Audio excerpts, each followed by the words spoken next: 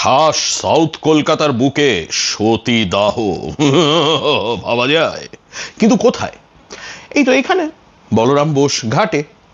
বলরাম বোস ঘাট হচ্ছে ভবানীপুরে আদি গঙ্গার ধারে একটি ঘাট, এবং সেখানে যদি আপনি যান তাহলে দেখতে পাবেন ঘাটের ভেতরে একটা পাথরের ওপর স্পষ্ট লেখা রয়েছে সতীদাহ থান। এখানে যে শেষ সতীদাহ হয়েছিল সেই সতীদাহ নাকি খোদ রাজা রামমোহন রায় আটকানোর চেষ্টা করেছিলেন, কিন্তু পারেননি। তবে এবার আরেকটা ইম্পর্টেন্ট প্রশ্ন, বলরাম বোস কে? আপনি যদি মনে করেন বলরাম বোস মানে সেই নর্থ ক্যালকাটার বলরাম বোস যিনি রামকৃষ্ণ পরমহংসদেবের খুব বড় ভক্ত ছিলেন, then that is the wrong answer. এই বলরাম বোসের সঙ্গে সিরাজউদ্দৌলার একটা কানেকশন আছে। 1756 সালে যখন সিরাজ কলকাতা দখল করেন তখন উনি কলকাতা রেখে যান ওর দেওয়ান মানিক চাঁদের দায়িত্বে।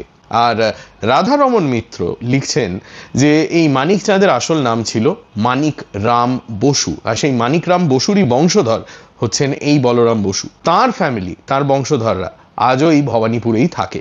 কলকাতার ইতিহাসের ব্যাপারে এরকম আরো অনেক তথ্য জানতে ইউটিউবে আর ইনস্টাগ্রামে ফলো করুন হাফ প্যান্ট হিস্ট্রি।